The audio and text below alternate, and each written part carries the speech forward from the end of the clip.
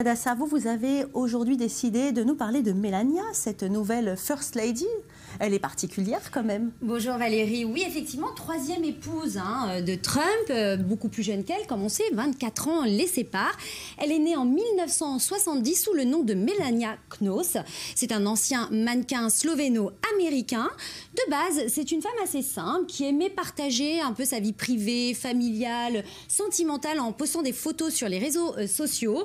Mais ensuite, elle est restée très discrète au début de la campagne électorale de son mari.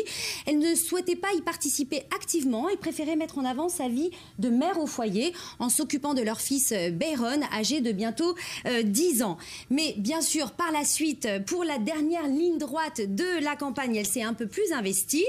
Elle montait en fait sur le devant de la scène pour tenter un petit peu de lisser l'image très controversée et misogyne de Trump. Elle était d'ailleurs régulièrement présentée comme l'atout charme de son mari pendant cette campagne présidentielle américaine.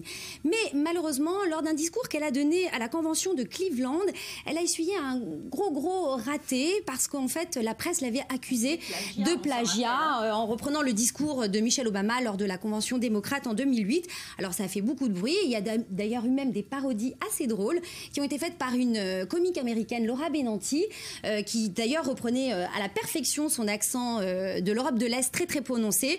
Alors on pouvait penser que ça allait être défavorable pour le résultat final. Eh bien non, Melania va devoir enfiler les chaussures de l'ex-première dame Michelle Obama, une femme très charismatique, très appréciée du public et surtout au parcours très riche politiquement et au niveau de ses études. Son rôle, ça sera quoi? Alors, la position de la première dame n'a pas réellement de tâche officielle et ne perçoit donc pas de salaire.